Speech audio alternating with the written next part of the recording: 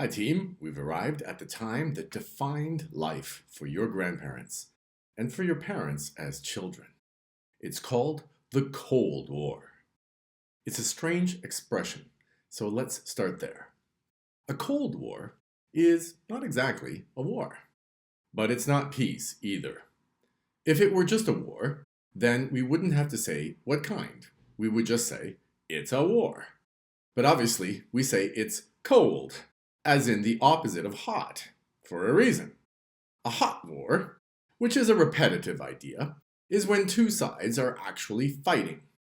Peace is the clear opposite of this. A Cold War, on the other hand, is an extended period where two sides are constantly preparing to fight, and where fighting could break out at any moment.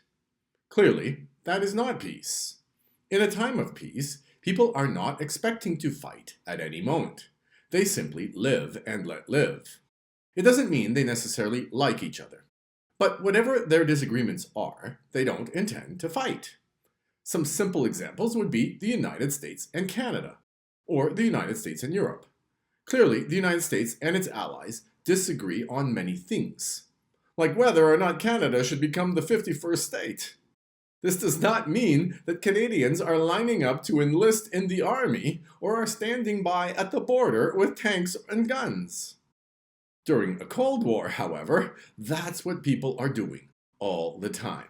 The Cold War, the biggest one in history, started just after World War II, when Russia had conquered Eastern Europe, and the United States and its allies had liberated Western Europe.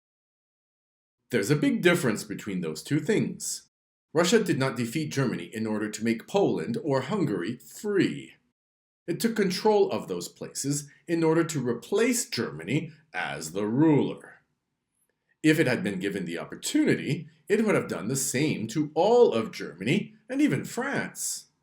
But the United States stood in the way. Soon tanks and guns were lined up on both sides of the border, pointing at each other. Russia and America, which had been temporary allies in World War II, were now clearly enemies. The greatest symbol of the Cold War was the Berlin Wall. One side of the city of Berlin was ruled by Russia. The other side was defended by America. The Berlin Wall was unlike any other border wall in history. It was not designed to keep people out.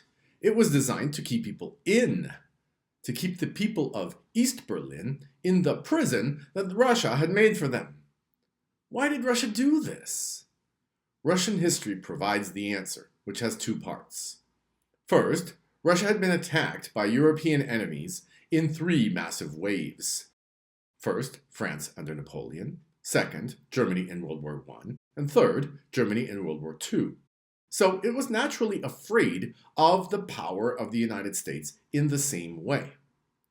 Second, Russia had become a communist country.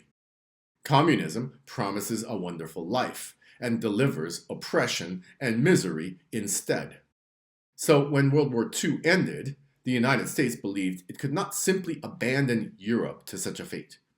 It formed the NATO alliance, North Atlantic Treaty Organization, to protect Europe from communist Russia, which was also known as the Soviet Union.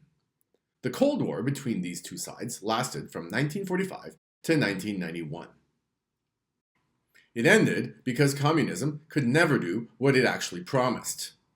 While Russia had a lot of tanks and guns, it could not even properly feed its people.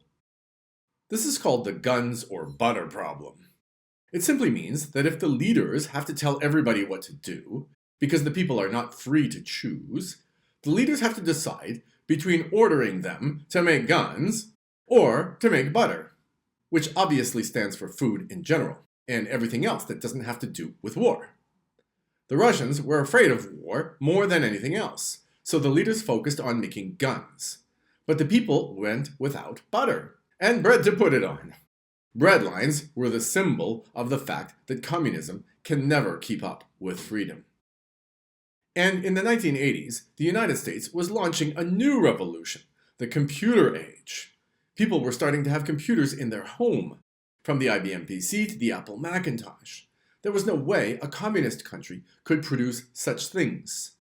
If there is a guns or butter problem that communism can't solve, imagine having a guns or butter or computers problem. That's much more difficult.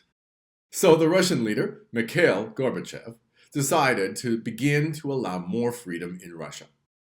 His programs were called glasnost, which means openness or freedom, and perestroika, which means reform or reorganization. This was like a small crack in a dam. In no time, the entire dam burst. The Berlin Wall was smashed by the Germans. Eastern Europe was returned to the control of its own people, and the Soviet Union collapsed. Again, we return to the idea where we began. Russia today is a post-communist country. Its leaders wanted communism, and its people accepted it, but communism failed. So now what? In our final lesson, we will complete the story and the explanation. See you next time for the conclusion to this series.